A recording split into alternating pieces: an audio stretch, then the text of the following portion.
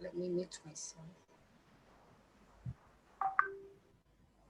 Okay, so thanks for this next edition of the Nature Hero Talks. And as you know, we are from the Negeri Malacca branch of MNS. For membership, if you like to join to support nature, to be a voice for nature, it's only 80 ringgit per year for family membership. And subsequent years is only 70 ringgit. When you become part of MNS, you are part of a stronger voice for nature, because we have 14 branches across Malaysia. And of course, we have our good friends from Singapore as well. All right, so we are now focusing a lot of our activities on our branch app for nature and environmental education. Basically, using this app, you will have like, uh, in terms of registration for talks, is much easier. You just need to click to attend, and there are rewards points and special discounts and so on this particular app. This is our series of talks on birds because they are very critical to our environment, and we wanted to highlight their uniqueness, and especially the birds across Malaysia. Okay. If you haven't liked our page yet, please take out your phone, scan this QR code, and also you can subscribe to our YouTube channel as well. All right, so today's talk will be moderated by Ding Li. So I pass over to you, Ding Li. Thank you. Very good introduction as well. Yeah, so today we've got two very engaging speakers who will enlighten us about the birds of the southern part of Peninsular Malaysia. We've got with us Belinda Wong, an old friend, and who is currently the Honorary Secretary of MNS Johor Branch. I've been birding with Belinda for several years, and I know she's been running around all over the state. So she's seen a lot of very interesting birds, and I'm sure there'll be some really good stories that you will hear from Belinda later on.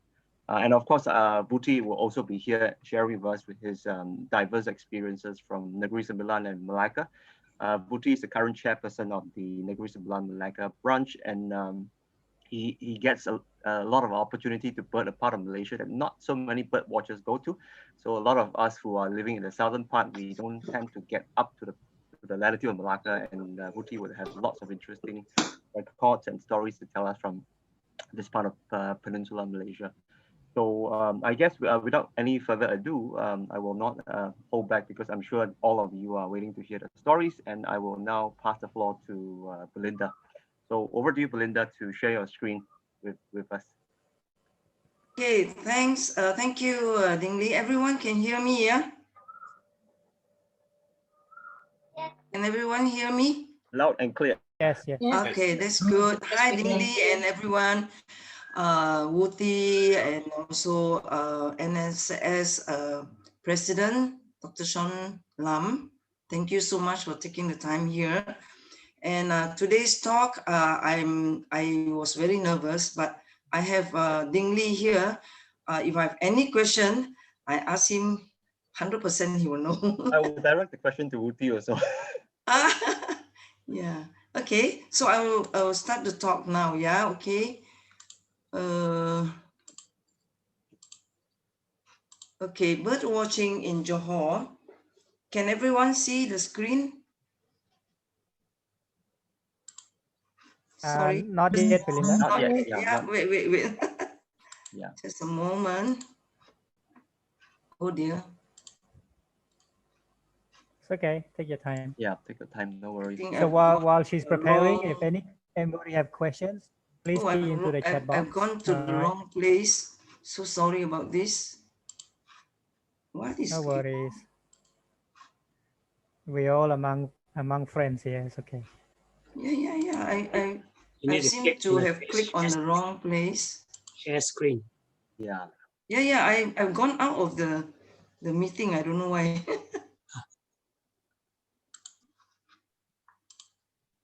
What is this? You lost the window. Okay, all right, okay. Okay, I'm back. Oh my. Okay. All right, looks good. Thanks, Linda. Wow, I missed that scenery, man. Yeah, me too. Okay, just a moment. Yep. Okay. Hey, yep. Looks So, very, okay, I very think immediately Ding Li recognized this good. this photo. You can recognize One of every the most tree, I historical, suppose, yeah.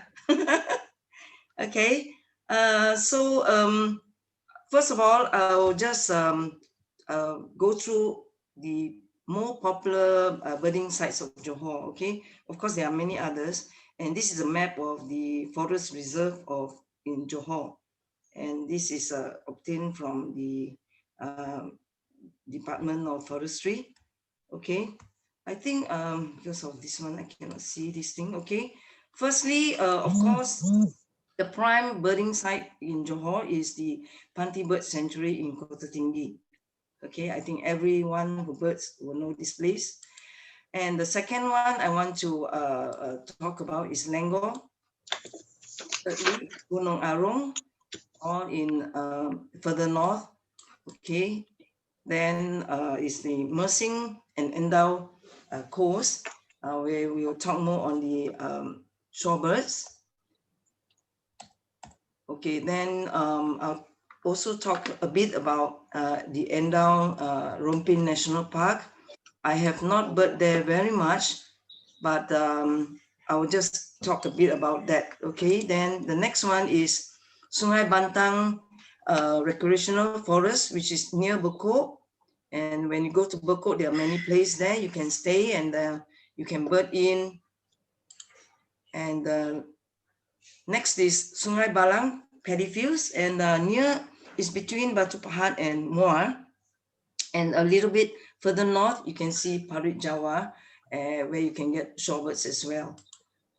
And lastly, I will talk a little bit about the Ramsar sites of Johor, and then I will not talk much about Dangga Bay and Sungai Skudai, just that it's very near us for those residing in Johor, Johor Bahru and Singapore.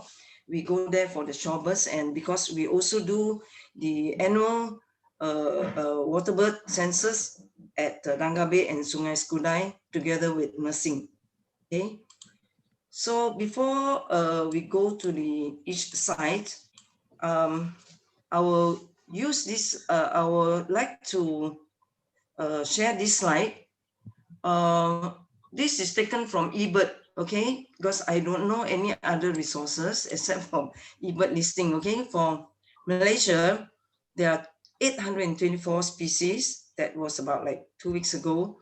So at the top of the chart is Fraser's Hill. The second one is Taman Negara. And the thirdly is Gunung Panty.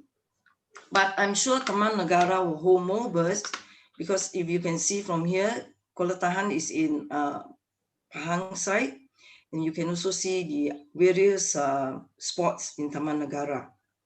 Okay, okay, and the fourth is Taman Negara again and Kolas Langone Nature Park, and also you can see some places in Sabah, and Bukit Tinggi is in Selangor. Is it Selangor or Negeri? Selangor, right? I think it's in the border of Pahang and Selangor, right? Somewhere just on the line. And just before you go up to Genting, right? Yeah. Okay. And also this, also the same from eBird listing from Johor. On top of the chart is Gunung Panty Forest Reserve. So this is not only Panty Bird Sanctuary, but it's the whole of Panty Forest Reserve.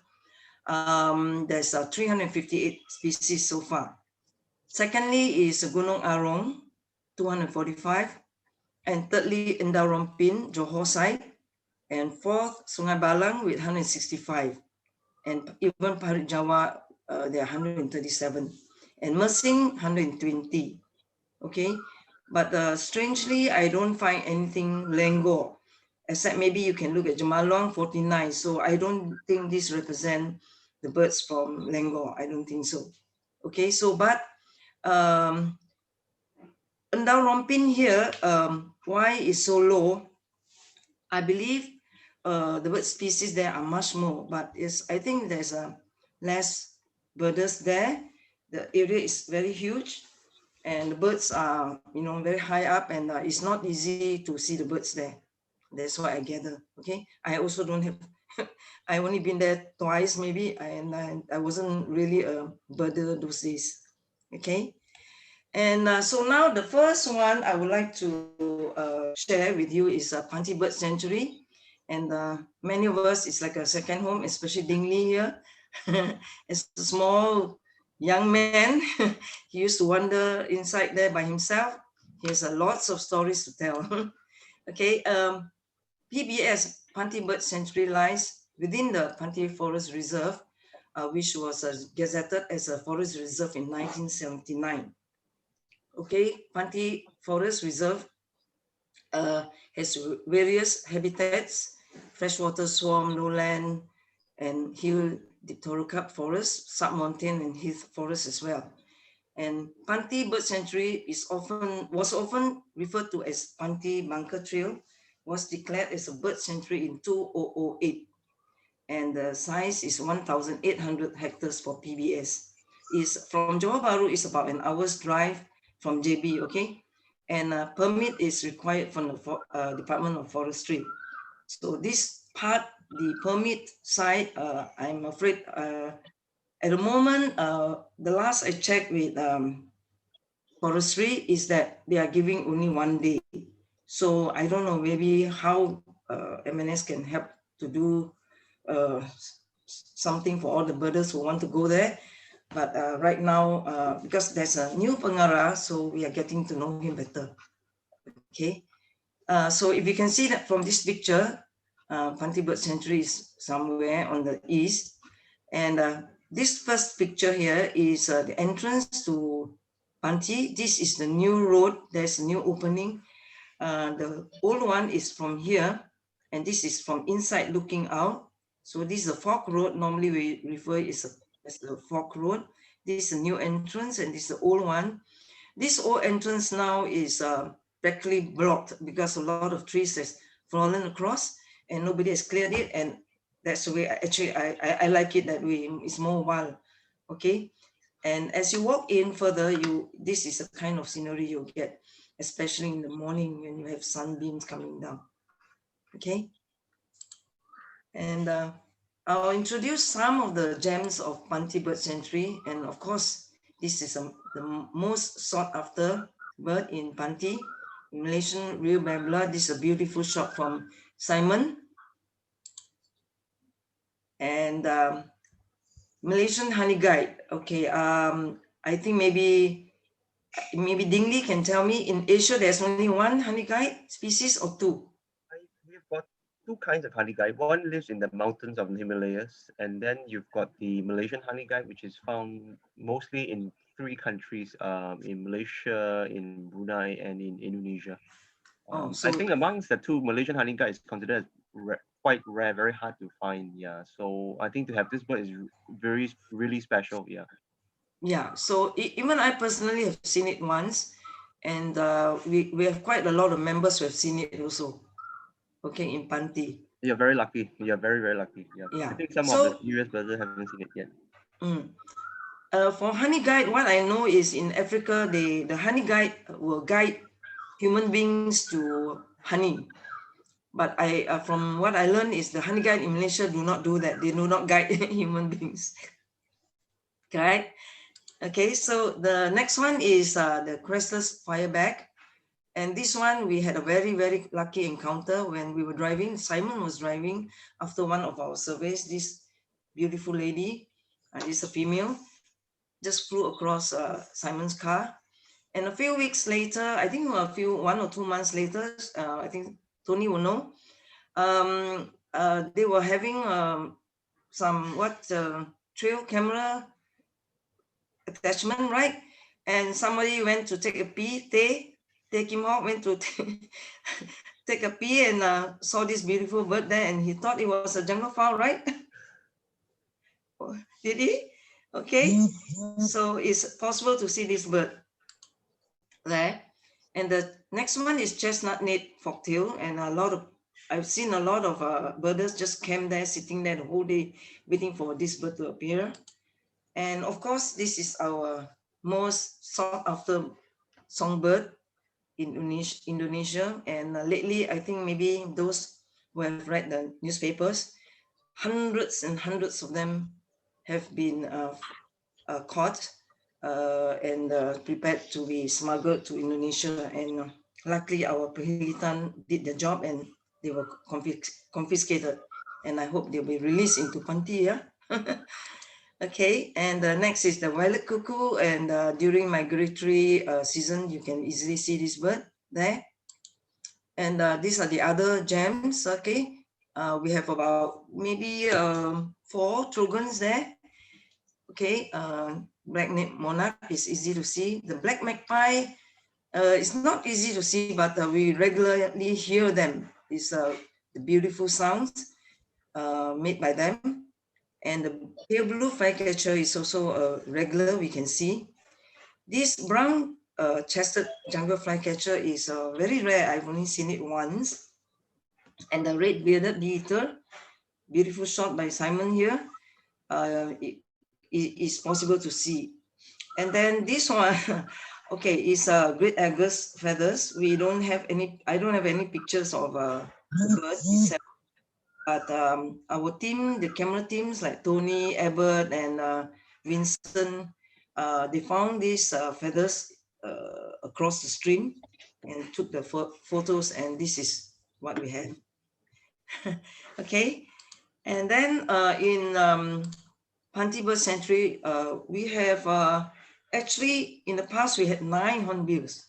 I'm not sure the helmeted is possible. I don't think so. I've not seen anyone reported seeing a helmeted before, but white crown is still there. Later we'll show some videos. Okay, the bushy crested is a big troop there. Okay, there are at least eight of them in a family. Of we can see the nesting yearly, and woodpeckers in Panty Bird Sanctuary we have about at least 12 or 13 species of woodpeckers. Okay, amongst them the biggest in the world, the great slaty woodpecker. You can see them, and this white-bellied is the most common and most beautiful and loudest. Okay, and there are many other species of smaller woodpeckers, beautiful ones. And the raptors and nocturnal birds of Panty is this bedhawk taken by our friend Jimmy Chan. And this bleath hawk eagle was very low, and this pig was taken by Alan Aoyong. They came very low, and they even witnessed this very eagle feasting on the, I think it was a mouse deer. And we have also the frogmouth, bleath frogmouth, and I think many of quite a few of our birders, they know exactly where to find it. I don't. Okay, and also very lucky find here by Lim Kim Chua of Savannah Nightjar, and Buffy fish owl is also always there, and this is the most common crested serpent eagle in Panty. And of course, kingfishers in Panty, there are, I think, kingfishers 7 to 8 species. Okay, I've not seen a common there before. Maybe birders have. Blue-eared, also no, but banded is there. Rufous back, black back, and rufous collared, they are always there. Okay, then for Panty, besides bird, Panty is also very rich in biodiversity, and it is home to 6 primates, namely the white-handed gibbon, Raphurus banded langur, dusky leaf monkey, pigtail, long-tailed macaque, and the Sunda slow loris. This white-handed gibbon is beautiful call. The moment you reach Panty, you can hear them all the way right inside the 8-kilometer stretch. And this is a very beautiful cream-colored giant squirrel. And this leopard cat, beautiful image by Elliot Ong, which he caught it in, I think, 2019 during one of our surveys. Okay, this is the Raffles's banded langur and a beautiful baby of the dusky leaf monkey. And this dull-looking snake here is very special because it's called a dwarf reed snake. It's special because when we saw it, it was cut-wheeling. It's a cut-wheeling snake, and we actually saw it cut-wheeling across us, and we got a shock. It's because maybe we disturbed it and it was cut-wheeling. It's so interesting to see that. Okay, so these are some of the images caught by our MNS Johor trail cameras. This trail camera team is led by Tony, and the camera team like Tay, okay, Dr. Siva, Vincent and all that, okay. Elephants, barking deer, elephants, there are many videos. Million tapir, civet, there are many types of civet there as well, and also the short-tailed mongoose. And okay, so I will show you a few videos of birds, especially birds found caught in our cameras. Okay, this is a big group of crested partridge, the partridge family. Okay, count them: 1, 2, 3, 4, 5, 6,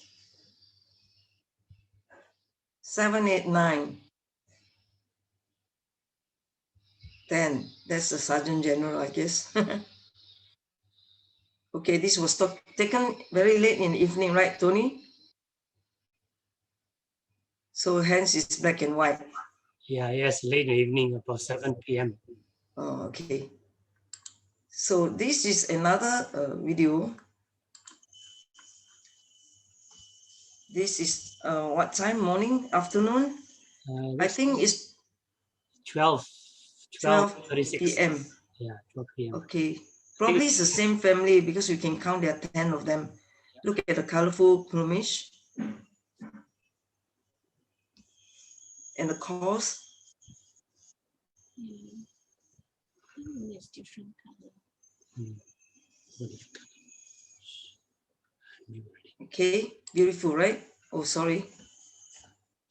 And this is another footage of birds, and this is a pair of white crown hornbill. Dingli, can you tell me why did the one on the right has these spots, dark spots? Is it a juvenile or something? It's a young bird though. It looks the feather is not very well developed. Huh? The feather looks very well developed, right? This individual on the right side. Not well developed, so it's a Jewy or something? Yeah, it could have been fresh out of the nest on that same year. Yeah. Okay, interesting. So it must be breeding in Panty. Yeah, that's great. That's great. Yeah. Yeah, we several times we've seen them, but I personally have not managed to photograph them.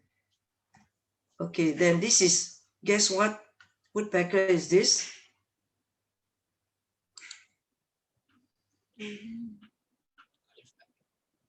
A very rare olive back. And according to Dingli, you said this is the second rarest woodpecker in Malaysia.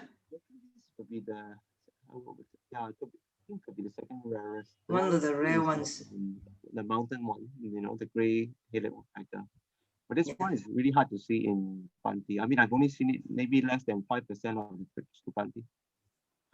Okay. Yeah. So it's a really good find. All right. Okay. Oh, sorry. Okay, then this one we have one of our biggest resident. Strange bird, this one. Nice tail, huh?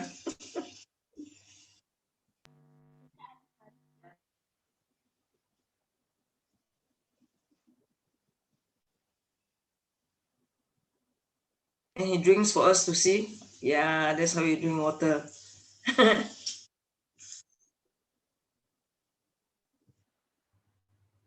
Okay.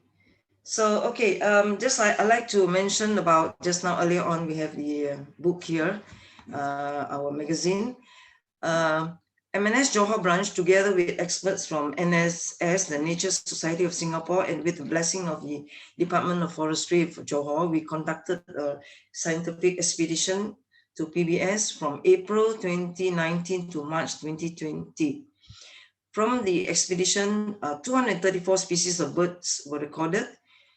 This represented 73% of total species known to occur in PBS. So this 73% is not the figure taken from eBird, okay, from other sources. And besides birds, experts from various other fields also conducted surveys, namely vertebrates, fish, plants, butterflies, and other insects.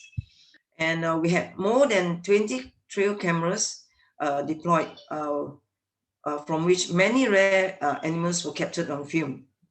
The Malaysian Naturalist, a quarterly magazine of MNS, we have published a special bumper issue of the results of the expedition.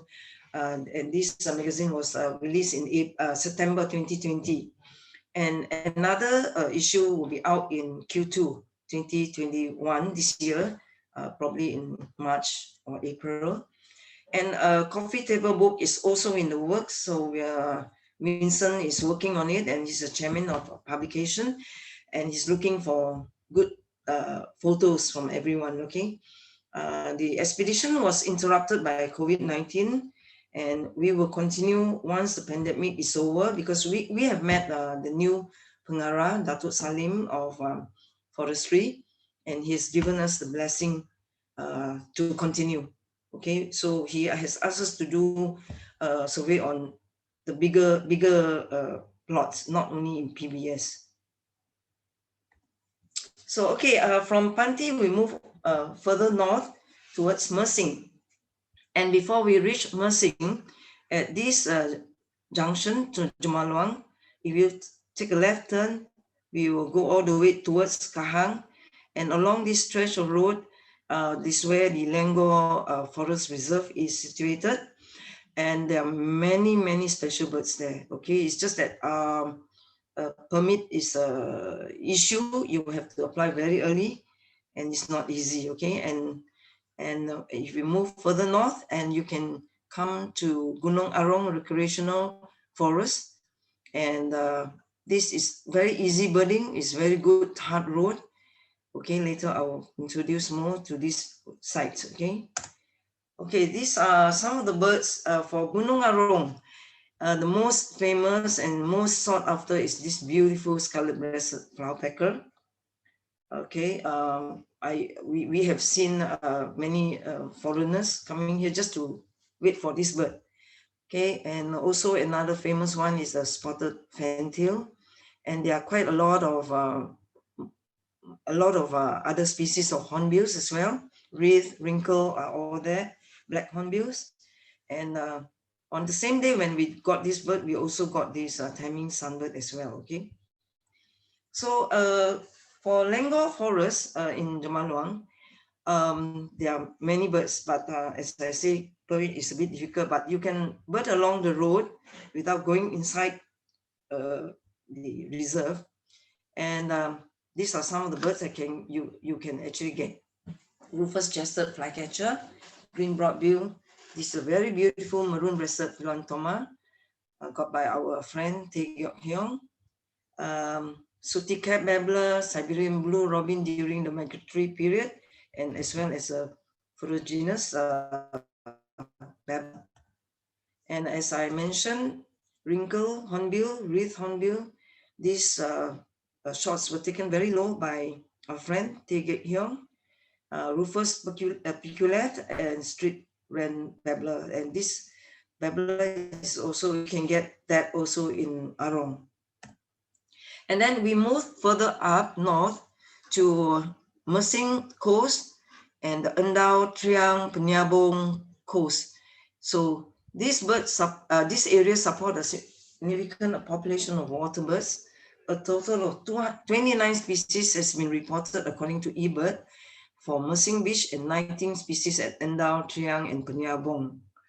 Okay, efforts is now been made to have this area declared as IBA, okay, by our friend Andy and Mr. Han Yong Kong. And we hope they can continue with their work after the pandemic and have this area declared as IBA.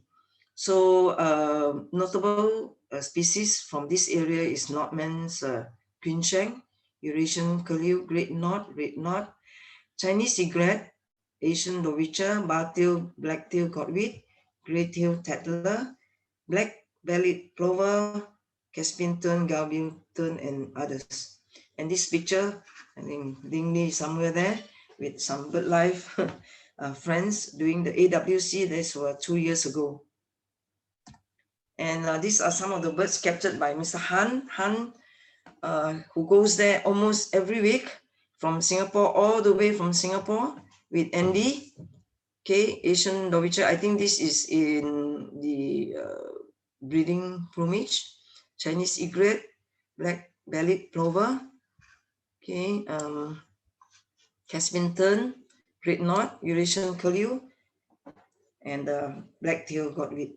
Beautiful images. And okay, next we go to Endow Romping National Park.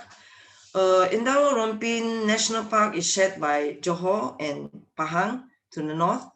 So in Johor side, before that, this is only 194 species, but I'm pretty sure there are many more. In Johor side, there are 2 entrances to the park, one in Kampong Perta near Mersing and Selai near Bekok. Okay, permits are required, but the Selai part is easy. You go to Bekok, there's an office there, you just walk in and apply for the pass. And it's also can only be accessed by 4-wheel drive, and it's closed during the monsoon seasons. And I believe is Kampong Perta site is also closed at the moment. And notable species there are the hornbills, great slaty, crested striped jay, blue-banded kingfisher, and a host more. Okay, I'm sorry I do not have any images to share on this particular place because I have not been there before. Okay, then I'd like to also introduce Bekok. From Bekok, you can reach Sungai Bantang very easily, the recreational forest. And from there, you can have a slow drive to the entrance of Endow Romping at the Selai side. And along the way, this is the scenery. You can see some of the sceneries, and this is the waterfall there. And very good road as well. You can bird all the way in.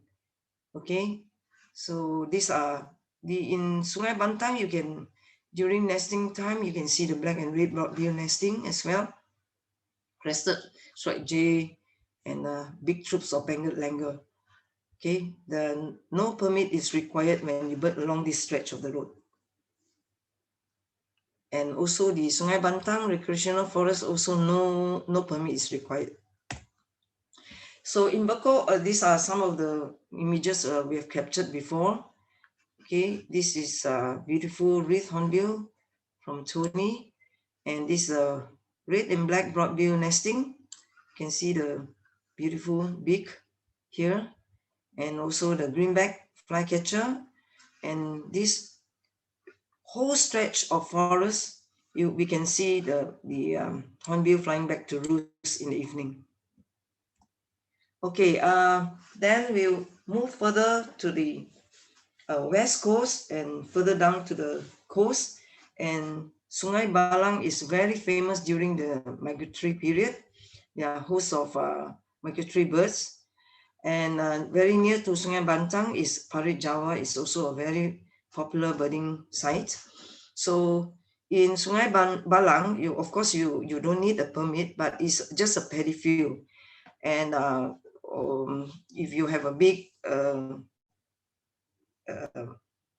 many cars, it's difficult to enter actually. Okay, so the notable species are greater spotted eagle, pipe harrier, eastern marsh harrier, black kite, and also, of course, the lesser adjutants, of which I think in Malaysia, there are only about 200 individuals left, if I'm not mistaken. Greater painted snipe, oriental pretincole, and the very rare one is the little pretincole, and bitterns, and black drongo. And so this is the greatest spotted eagle, beautiful, low shot, very near, and a very rare ruff taken by Shafiq here. And this Asian open bill stock, many of them there, and Siberian stone chat as well, and many whistling ducks, and the Eastern Marsh Harrier. And okay, I'm nearing the end of my talk. Okay, I will just slightly mention about the Ramsar sites in Johor. In Malaysia, there are 7 Ramsar sites, and out of these 7, 3 are in Johor. They are Pulau Kokok. The whole island is mangrove, not habited. Tanjong Piai, and also Sungai Pulai. Okay, these are the 3 Ramsar sites. And I think everybody heard about the big hoo-ha last time when Pulau Kokok was almost degazetted, but with the people's help, we still managed to hang on. Okay. IBAs, important bird areas. Okay, in Malaysia, we have 8, Peninsular Malaysia, okay, we have 18 IBAs, and in Johor, there are 3 IBAs, and they are Endow Romping National Park, the Panty Forest, and also the southwest coast of Johor. Okay, so, okay, I think this is the end of my talk. Thank you very much. And before that, I would like to say my special thanks to Dr. Lam, Dr. Yong, Ling Li, Mr. Lim Kim Chua, Vincent Chow, Lai Ping, and Tony for all the help and all the images from Simon, Tony, Shafiq, Tae Geek Hyung, Mike Tor, Vincent, Han, Elliot, Jamie, Kim Chua, Ellen Aoyong, Abbott, and also some photos from me. So thank you, everyone. I hope you're all awake still. Okay. Thank you. Thank you for listening. Yeah, I think that was very good, very comprehensive. I didn't expect that you were going to cover all the Ramsar sites of Johor. I think it was a brilliant presentation, and also for many of us here who visit Panty, it has triggered a lot of good memories for us. So thanks again, Belinda, for that very special presentation, special and comprehensive at the same time. Yeah, I think we would have questions from the floor, but maybe we can save the questions for the later part of the presentation. Maybe when Vuthy has finished his section. So I think now that Belinda has already given us a comprehensive overview of Johor, we're going to move up Peninsular Malaysia. We're going to move 2 states up the country. And Vuthy is going to bring us on a journey to the special places in Malacca and Negeri Sembilan. So once again, I'll pass the floor to Vuthy to share his stories with us. Thank Over you to you, very Vuthy. much, Dingley, and good presentation, Belinda. Thanks a lot. You can hear me clearly? Yes. Okay, thank you. So to start with, I would like to thank our Negeri Malacca birders. We call ourselves the Trogoners. Basically, we're not goners, we love Trogons, okay? And, we really enjoy Trogons because we have them in our own backyard here. And would like to first also acknowledge our contributors, especially Ang Tek Hin. Of course, he's been birding for many years, and he's actually our Sifu here from Malacca. Andy Lee he's also now our MNS members here, and of course he's also the Wild Bird Club of Malaysia current president. Teacher Lee, Mr. Liu, Jared, and also the Seremban City Council. They helped us by releasing the bird list for the lake gardens. They did a survey last 2 years ago. Okay, so let us start. We start with Malacca. There are 4 places we'd like to bring you. Malacca, in terms of terrain, of course, you know it's flat. The mountains are not many mountains, mainly paddy fields, of course, the historical city. So we have 4 places, Patang Tiga and Sungai Rambai. And Tanjongtong, of course, we've covered that, I think 2 talks ago. And I grow in the near Malacca itself. Okay, so when we look at the paddy fields, we're looking at water birds and waders, and I think along the coast, just like Belinda mentioned just now, down south. So along the coast, a bit further up north is Malacca itself. So Batang Tiga is about 10 kilometers from the Malacca city. Of course, no need to have any special permits. And our Sifu, Mr. Ang Tek Hin, has been birding there for the last 21, 22 years, okay? And he has captured 94 species there, recorded 94 species, which includes, of course, the migratory birds as well. Sungai Rambai, also paddy field. Just Sungai Rambai is also at the border of Johor, near the Mr. Ang recorded 124 species there. Okay, so it's done a wonderful job in keeping all the records. And then we move up to Tanjongtong, of course, it's about 70 kilometers from the city. And as we all know, you need to pay a 1 ringgit entrance at the guardhouse. It has a variety of ecosystems there. You got the coastal forest, lowland, coastal. You have the mangroves, and of course, you got the beach as well. And it is the only IBA site within the 2 states, okay? Malacca has one, Negeri do not have one.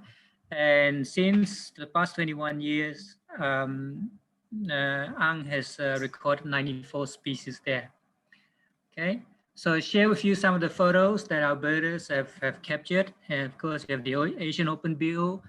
I think last year it had made headlines because the birds have moved from up north, from Cambodia to Thailand, now to northern Malaysia, and now down to southern Malaysia, down to Singapore as well, right? I think that's happened recently. And then we have, of course, the famous, very, not say famous, it's very common, the white-throated kingfisher. And I'm just showing the areas to maybe the young birders, why the names have come up. You know, like for example, white-throated kingfisher, because it has, you know, that area is white. And if you look at the Asian open bill, I think the beak itself does not close fully because of the diet they have, which I think are mainly snails. And of course, the blue-tailed bee-eaters, it's local as well as the migratory birds as well. Painted snipe, I just saw this one last year in Cambodia, so it's very beautiful when I first saw it. So I thought I should show it here. White-breasted water hen. You can see there, is the white breast is very common, even in Seremban city itself. There's certain areas which are not developed. You can actually, if you quietly go into those areas, you can see them scattering around, but they're very shy.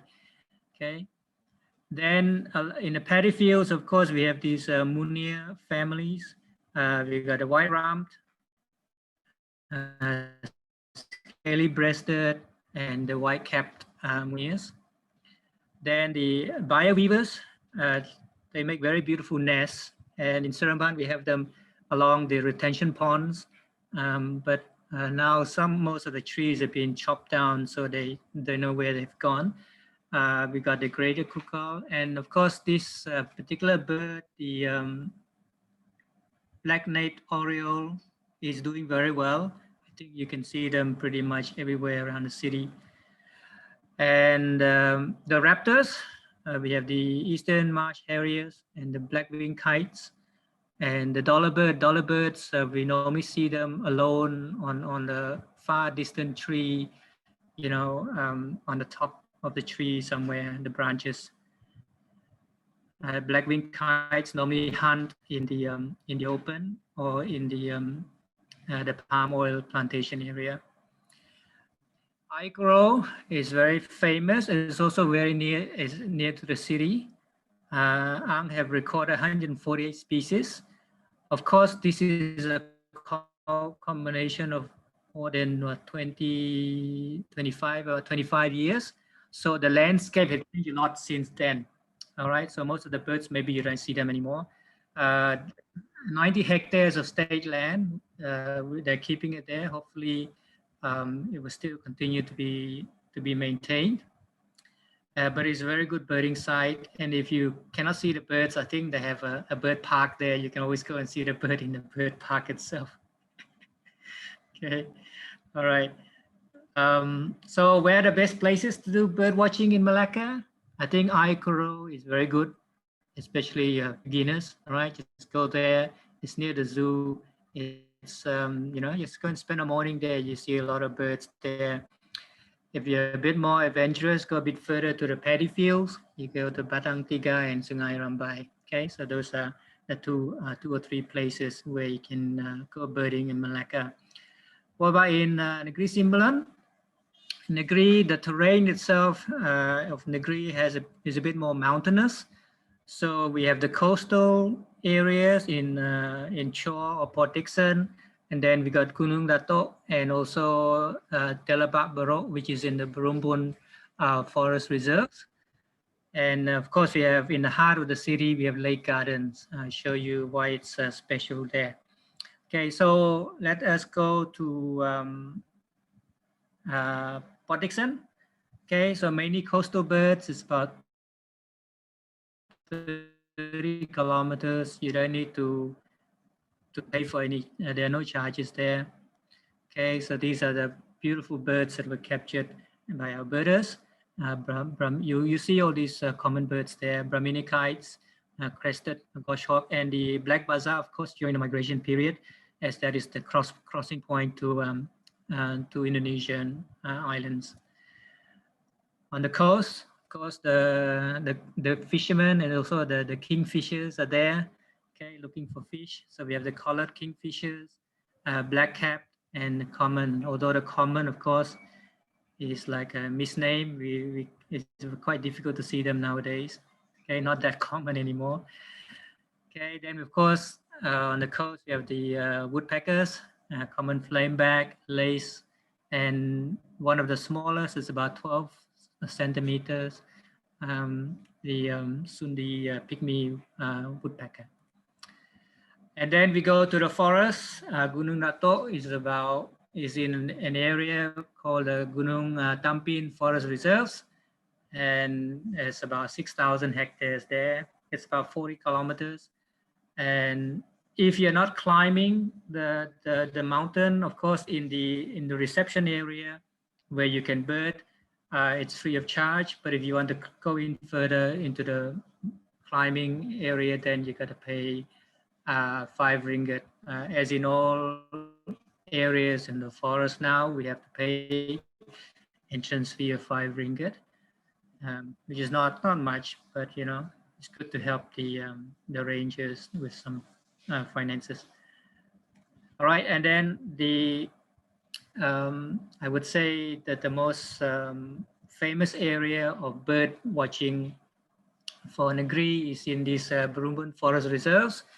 So we have the Gunung, sorry, not Gunung, the Telebak Berok. So this is, I think, the biggest forest reserve we have, if I'm not wrong, 20,000 hectares. It's also the water catchment area. So it's good to have that protected forever. It has to be, otherwise we can run out of water. So I like Telebak Berok because it is, I think the highest point is 1,200 meters. So it's a little bit like the small Bukit Tinggi or Fraser's Hill. In the morning, it's misty, very cooling. Of course, you need a 4-wheel drive to get up there. Sedan car is a bit troublesome. Recently, I went maybe about 4 or 5 months ago. The roads are quite bad. So you do need a 4-wheel drive. And to be on the safe side, come in groups, you know, like one carload of people, because it's quite isolated, which is very good. But it's also a protected area. Up on the top there is a telecoms communications tower. It's protected by the army, so we need a permit to go in. But in Negeri, it's not too bad. We can just pay online now. I've spoken to the the director of forestry recently, so we are allowed to pay online. Just send them the payment, and then they will send us the WhatsApp us or email us the permit itself. So they're trying their best to make it easy for birders to come in. And also we do serve a special function as well as extra eyes on the ground, you know, for poachers and so on. So I think with that, we hope to have more birders joining us. Very special area, 194 species has been recorded by Angtek. And this is one area we have submitted to the Bird Council to be considered as an IBA. All right, so that we're going through that, but now it has been changed to the KBA. So we have to have more than birds. So it's other flora and fauna have to be investigated as well. But we have already submitted our bird list to Chuang and the gang to be considered as one of the important bird areas. Okay, 194, this has been recorded. I'm sure there are more because we have 20,000 hectares of them, of the forest there. Okay, so the other side of this particular forest reserve, we have the Ulu Bendol or Gunung Angsi. This is very popular with our hikers all the way from KL, from Selangor. Every weekend is very popular. And of course, if you're birding just within the surrounding area, you're not climbing, it's free of charge, okay?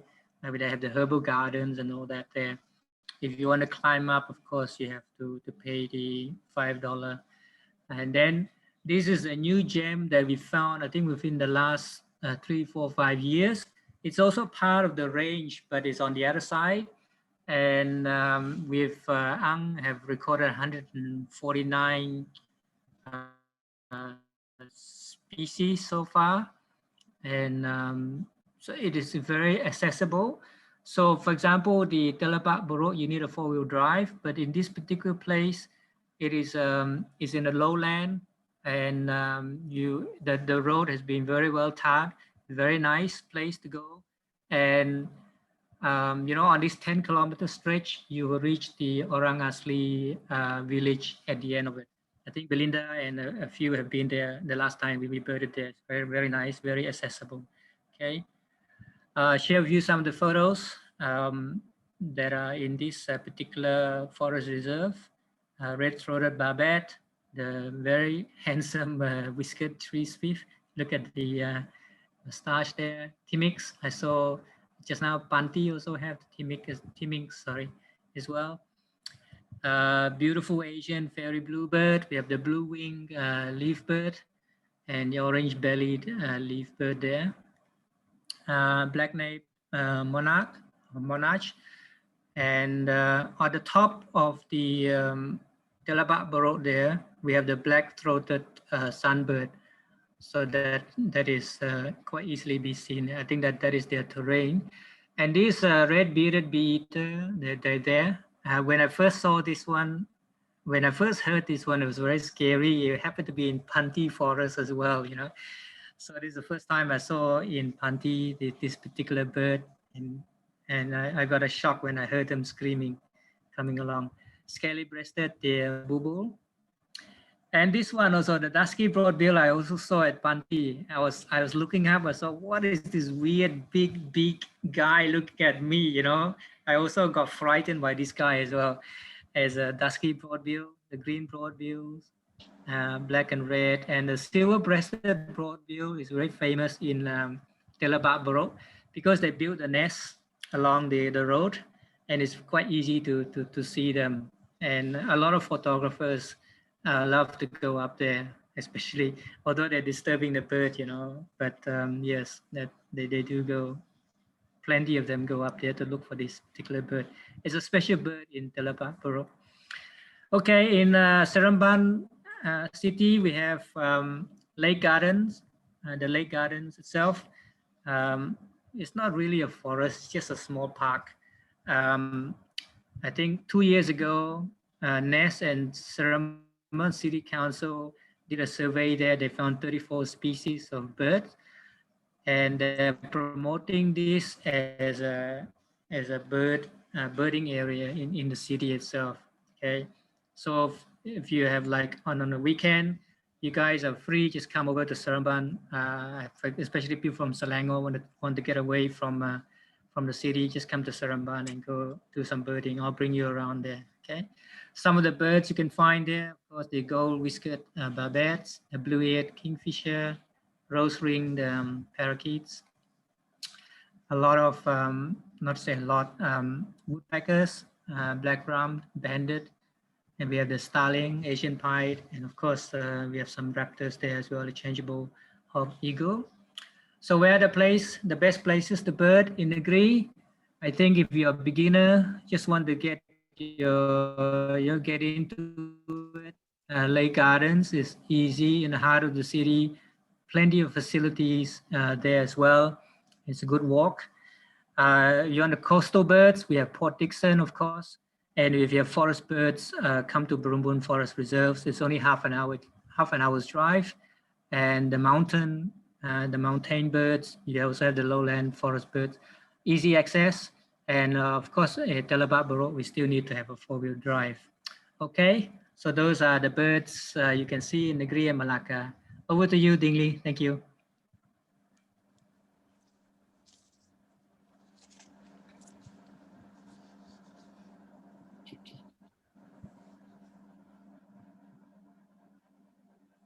You have to unmute, Dingley. Vuthy, just a quick check. Do you want to go straight into the Q&A or should we go into the quiz first? Are we happy to do the Q&A right now? Is this okay? The quiz should be open. We can do it at the same time. The quiz is open now. If you don't see them, let me see. Yeah, it's open. I can see on my screen the quiz is open. So we can do the Q&A while people who want to do the quiz can do the quiz. Is that okay? Yep, sounds like a plan. All right, so let's talk. So we've heard some really good updates and stories from both Belinda and Vuthy, who has brought us on a whirlwind 1-hour odyssey of 3 states, birding spots in 3 states. Some of these places are obviously familiar to many of us. We've been there for bird watching, but Belinda and Vuthy has also brought us to some more interesting places, which I'm sure many of us are itching to go there, birding sometime in the future. I also noticed that in the chat box, there's been a few questions coming out from the floor. So what I suggest that we could do is that we could look at these questions. And for those of you who still have got questions, to want to share with the audiences, I would encourage you to post your question. What I will do is that I will read out the question and then I'll direct it to either one of the speakers, either to Belinda or to Vuthy, depending on which one it's more suitable for them. And then we'll just keep going on for maybe 15 minutes or so. Is that a good idea? Is that okay? We have Karina. Karina is our Q&A person. Okay, Ken, even better. Yep. Okay. Sounds good. I'll pass the floor to Karina then. Thank you. Thank you. All right, over to you, Karina. Okay, our first question, Uncle Vuthy is asking, we heard that even though Panty, the small parrot, is such a beautiful place, Uncle Vuthy is asking, has the Panty bird sanctuary been deforested before, and is it fully protected now? This is to Auntie Belinda. Belinda, did you hear the message? I mean the question? Yeah, it's very soft. I can hardly hear her. Is Panty been forested before, right? Yes. Yeah, that's correct. Yeah, that's Thanks, I'm not very sure, but I read somewhere that Panty is not a primary forest, it's secondary. Am I right, Dingley? I think yeah, absolutely. I agree with you. So Panty is a bit interesting and complicated at the same time because I think the FD compartmentalized the forest sanctuary, the forest reserve into parcels of land, some for logging. So I think they've got some of the lowland areas have been logged before on 30-year cycle, but I believe the forest on the hill slope itself is quite primary. I don't know if you remember, whenever we drive past the first shrine, you remember the first shrine on the bunker trail, and you look to your left, the trees are suddenly very tall on the hill slope. So my feeling is that the forest on the slopes of Gunung Panty, Primary. Dahak is all quite undisturbed, whereas the forest on the lowland is a bit locked in the past. You don't see so many of the big Dipterocarp tree. However, I also suspect that some of our experts on the floor, I remember Sean was somewhere in the audience just now. I suspect Sean can also give us his assessment based on his observation of the Dipterocarp tree flora. Sean around? Is Sean still there? Yes, I'm here. All right. Yeah, thank you. Fantastic talks, by the way, Belinda and Vuthy. Really wonderful. I want to go birding with you guys. Yeah, I think parts of the Panty Forest Reserve actually had been logged before, and there are dipterocarp, especially the faster growing ones like the Maranti Tembaga, the Shorea leprosula. So I think there are pockets of places that have been less, more lightly logged, and others that had a first cut. But I think because the area is protected, the forest has regenerated beautifully, and that leads to the high diversity that we see in all kinds of wildlife, I think. Yep. Thanks, Sean. That was good. That was very enlightening. Yeah, and I think Ding Li, maybe just to add, Kim Chua here. Yeah, I think I birded there since the late 1970s, right? So I've seen logging happening there, the logging trucking out all those big logs out. After that was the quarrying of sand. So this is the second activity. When we used to go bunker trail, I think in the 80s, early 90s, it's like bird watching in the desert, because whenever the truck goes by, you see it's just a sandstorm like that. So Panty has seen quite a fair bit of a devastation. Logging followed by sand quarrying. I think today is hopefully better, but I think I do understand there's some logging deep inside. So I mean that's what I hear people talking about it, but I really don't know. But yeah, in the past, definitely logging has taken place. Yeah, maybe I can just hold on. I just want to say, okay, I've been birding only about 5 to 6 years, and in the early days, even 3-4 years ago, we always see the balak lorry, going through. But lately, maybe 3 years, 4 years, there's no more timber. We don't see anymore. And also, the last time we met, 2 months ago, we met the new Pengarah of Forestry, Dr. Datuk Salim. It's confirmed that the whole of Panty is protected. No more logging, even with the existing concession. So that's good news. That's a relief. So our second question, we would like to clarify whether is the cat-willing snake poisonous? Any experts here? I'm not an expert. question for the helpers, Somebody said that the gather is not poisonous, so that's why they are trying to cartwheel to get away. It's okay. We can check later. It's fine if there's no. Yeah, we can Google search that. Okay. Karina? Thank you. Mr. Go is asking, how far is the walk from the car park to the Pantai birding site? Panty, okay. Actually, you can drive all the way in. Okay, the road is quite good. You can drive all the way in and then stop and bird whenever you see some bird activities or to hear something. But if you want to go back into the trail, there's many trails along the 8 km road. Okay, the main road is 8 km to the end. So there are many trails left and right. If you want to go inside the trail, you have to park the car. So there are no problem to park the car along the road, the main trail. So no problem to park. You can drive all the way in 8 kilometers of road. Only if you want to go inside the trail, you park the car and walk in. Can I ask Belinda, is it safe to go into the trails? Are there tigers waiting to eat you? I wish there are tigers. But it has been rumored there are, And there are also other dangerous animals, so do not go alone. Okay, even two-person, like when I used to go birding with Liping and Joy, only 3 ladies, we dare not go into the trail, in only the you know, a bit, you know, few meters away. But if I want to go right in, I make sure there are some guys along with us. It's not safe. Have some use. Yeah, I would like to add to Vuthy here. If you want to go into the trail and you're afraid of tiger, make sure you can outrun the rest of the other birders. Make sure you are the second last at least. Make sure you're not the last one. I think the dangerous animals found in Panty are the 2-legged ones. The poachers especially, yeah. Yeah. Okay, thank you. Actually, we have seen poachers personally quite a few times, and some even with their cage, you know, to catch the birds. And we also have seen, I think Tony and Evelyn have seen the poachers with the live bait of Shama. The live bait is there. The bird is used to bait the other Shamas.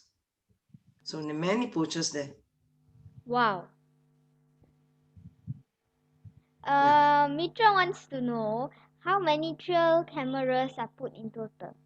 There was like an answer, I think it's 20, but we can maybe hear from Tony. Belinda. Yeah, Tony can reply that. Okay, we got a lot of cameras actually more than 20. We were scattered mainly around the Panty Bird Sanctuary area. So I think one time we got like about 25 camera, and some of the camera were flooded during the monsoon period. So we lost some cameras which malfunctioned. But the Singapore team also have some cameras. I think they got about 5 to 6 camera of the higher end and better camera. Our camera, MNS, are quite poor, so we cannot afford to buy expensive camera like the Singapore team. So our camera don't last very long. So at the moment, we don't have any more because we removed them all because of the MCO, and we couldn't attend to them because those camera, the battery life only lasts around 1 month or slightly more than a month. If you don't, then the battery might run out or the memory card might be filled up. So there's no point putting that if you can't attend to it. So once the MCO is over, we try to go back there again. But this time, we will not only concentrate on the PBS area, but we will concentrate on Panty greater area, which means expand more beyond the bird sanctuary. And hopefully, we got the blessing from the forestry, so we can actually go in. Hopefully, the forestry people will join us and they will learn some from us. Thank you. Thank you. Mr. Casey Lim is asking Uncle Vuthy, is anyone still birding in Paso Forest Reserve? We went as a MNS, I think maybe 5 years ago. We stayed overnight and there was really no birds in Paso Forest. We are trying to go one more time. We actually made appointments to go end of last year, but due to the COVID situation, we actually did not go. So we will try to do one more time to reconfirm whether there are any more birds there.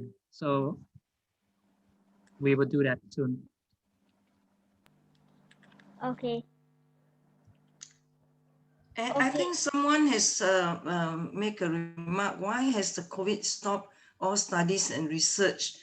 Okay, so the thing is we cannot go in, we are not allowed to go in, it's all closed, okay? All parks and all forest reserves are closed by the forestry. So we can't go in even if we want to.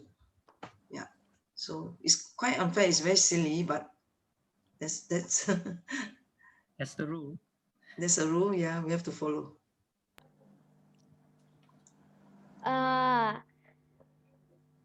Telapak Buruk, how to apply the permit online and how long do we wait to get the permit?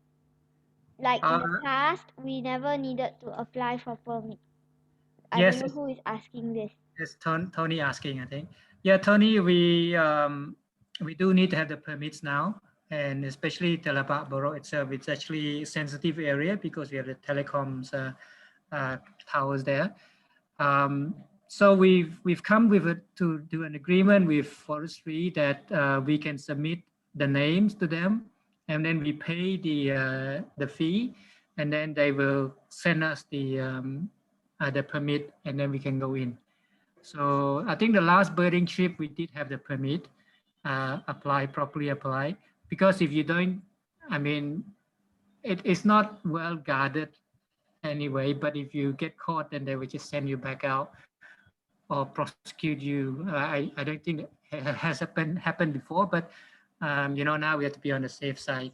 But it's quite easy for us to get the permits nowadays. So when you guys want to come over, just let me know, because under our, we have an agreement that anything applied through MNS Negeri Malacca, we have to vet through the that these are the people we know are birders, not somebody who may have a ulterior motive to do anything bad to the area. But it's good to have more birders, because going into that place, because it is very isolated, and as Belinda have mentioned, the poachers are everywhere. So we do believe that the Telapah Borough is also being poached as well. So the more birders we have, the more eyes we have on the ground to report all these illegal activities. Okay, over to you, Karina. One moment, sorry. Vuthy, did you say that Forestry Department allow MNS Malacca to vet the applicants? Meaning they have more confidence if we apply through us, meaning we can vouch for these are our birders, our birding friends that to go inside. But so you apply? Yeah, we can apply, but I think you can also apply. It's not an issue. All right. Okay. It's probably easy for us to apply because they know us. Yeah. Thank you. How long will it take to get a permit? And can we apply them online? And how to go to the site? What site is it? How long will it take? Let me get the latest information, then I'll send to you. Okay. Okay, thank you. Okay. Okay, the next two questions are from Abby Live. Number 1, Chris Chong is asking, since Fraser's Hill has the most bird count, is MNS doing anything to the proposed high-rise apartment building? Oh, that one we don't have I don't think we have an answer for that. We can KIV that. Let me check with HQ if there's anything to answer for that. Okay. Okay. The other one is Victor Liu. Is Panty forest accessible during night for the nocturnal birds like owls and yeah? For night survey, I mean night birding, you have to get special permission from forestry. You have to inform them. Otherwise, when the rangers come, you will get into trouble. So it's not advisable to go unless you get permission from them. Yeah, but you can go very early, you know, if you like, you know, Kim Cho or Ding Li, they will go very early in the morning, like 5:30, 6 o'clock in the morning. So that time you can actually get, or you can bird until very late evening, 7:30. Yep, that's a trick. Next question from the chat box. Sing Lu is asking, in some parts of the world during COVID, some wilderness has come back to cities. Did you notice any changes in your birding observation during the COVID period?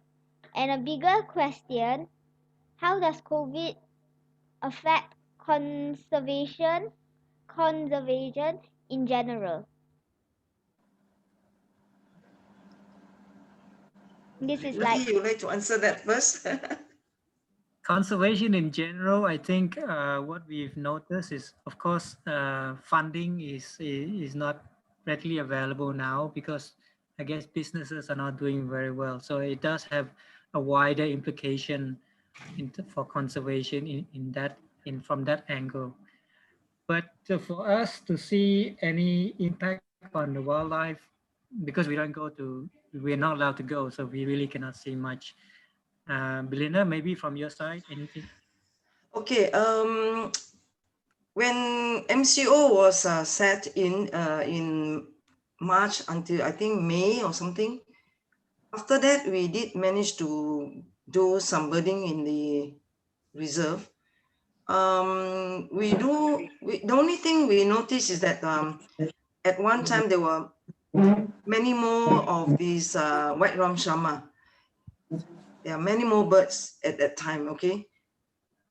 So, but anyway, if we are talking about conservation in general, like for example, like we were doing our survey in Panty, but when the COVID comes in, MCO sets in, nobody wants to go. I mean, we are not allowed to go anyway.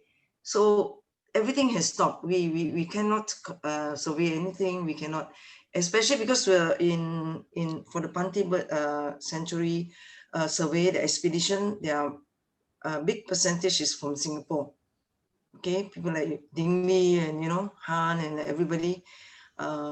So they can't come in, and so we totally stopped for the last 1 year. Yeah, so that is the effect for us. Out of curiosity, Uncle Tingley, is it like the same in Singapore? Is that for me, is that correct? Yes. I think generally COVID has brought very interesting effects on conservation. Some things are predictable and some things are unpredictable. I think in Singapore, I think one of the things that came out of COVID is that we feel that because a lot of people spend more time at home for reasons that they don't wish to be, people went to find out more about nature. And I do feel that there are more awareness of nature because in that time that you are in a lockdown kind of situation, you want to find ways to entertain yourself. So I feel that there's increased awareness in the nature. I think last year when we organized the bird race, I think this is something that Kim Chua would be able to best position to say. We organize bird race every year for the last 30 years, and last year I recall we had the biggest participation in the history of the bird race. Kim Chua, do you want to say anything about the bird race and how you feel that COVID has encouraged more people in Singapore to take up nature? Yeah, I suppose, yeah, one of the motivation, or one of the reason why we saw such a big participation definitely is because, people are all stuck in Singapore, can't go anywhere, right? So they thought that, they kind of participated the bird race for the novelty, first time they're doing it. And of course, to see what they can see in Singapore in a day. I think definitely in that sense, one of the key reasons why we had such a huge participation last year. In fact, this is the first time that we had to close the bird race before the closing date because of just the overwhelming response. Yeah. I think we got 250 versus a normal year, which is like 100 to 150. So that's about twice the participation. Yep. So I think it's interesting how COVID changes the way we do conservation. I also heard from friends around the region whereby some people say there's more poaching, because people lost their livelihoods and they went to do poaching. And then other people say that there's less poaching because the poachers cannot come anymore. So depending on where you are, different things will happen. More poaching, less poaching, more awareness of nature. It's very hard to, I guess, to draw a general kind of pattern. Yeah. I have a friend who is involved in patrol for tigers, and he said that, after MCO, we found no more evidence of poachers coming here. So I get this impression that many poachers are barred from accessing some of these remote areas. Yeah. Hey, Uncle Tingley, this is Sean from Singapore. Can I say something very quickly? You must. You should. Karina, Karina, I just wanted to say when some of us were your age, I think the only people who spoke up for nature in our area was the Malayan Nature Society from every branch. And it was always the same. If there was environmental damage or something, it was always the MNS that spoke out. I think one of the things that, and through the good work of the MNS and what the former Singapore branch, which is Nature Society Singapore, I think more people have an appreciation for nature. So you won't believe it, because of COVID, like Uncle Ding Lee said, more people go out to these nature areas, but they don't just go, they speak out too. So just in the past 2 weeks, there's been some forest areas, not even pristine forest, secondary forests that the plans were revealed to clear them.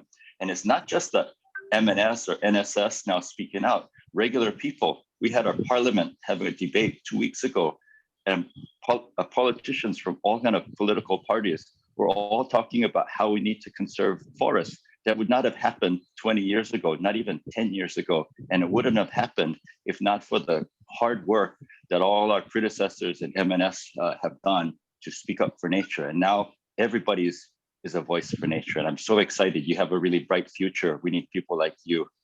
Thank you. Thank you. That was the last question. And I would like to sum it up by this.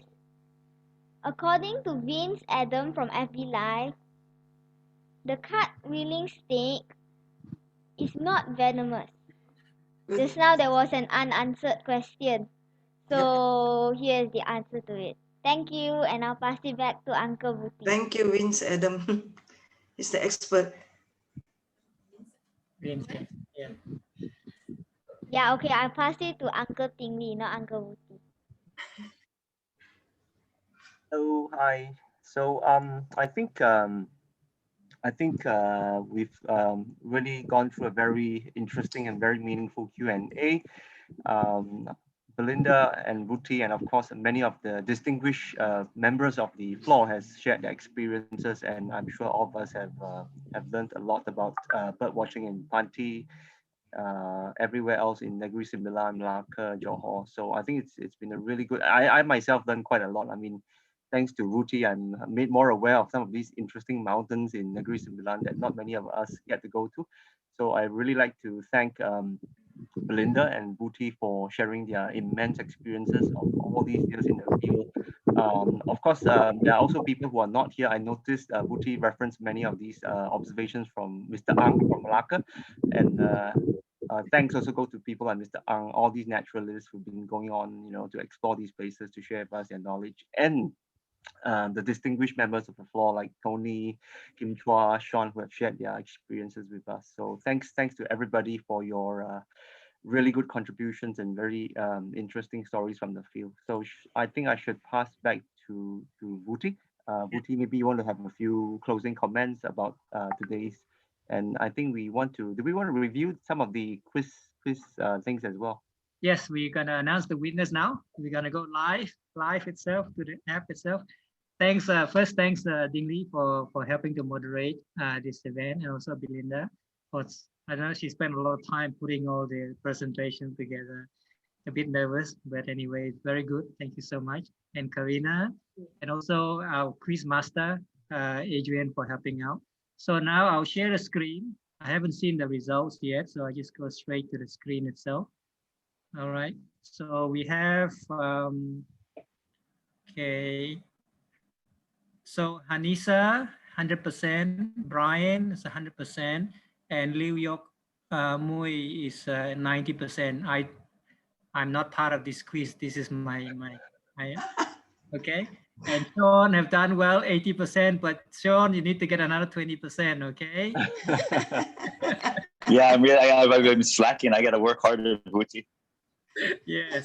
So congratulations to Hanisa, Brian, and Liu Yok Mui. Liu Yok Mui. Later you can message me your address, and Belinda, thank you so much, and Johor, MNS Johor for sponsoring the prizes for this session. All right.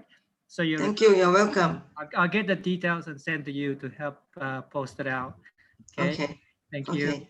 Thank you to all our participants. Let me just wrap it up.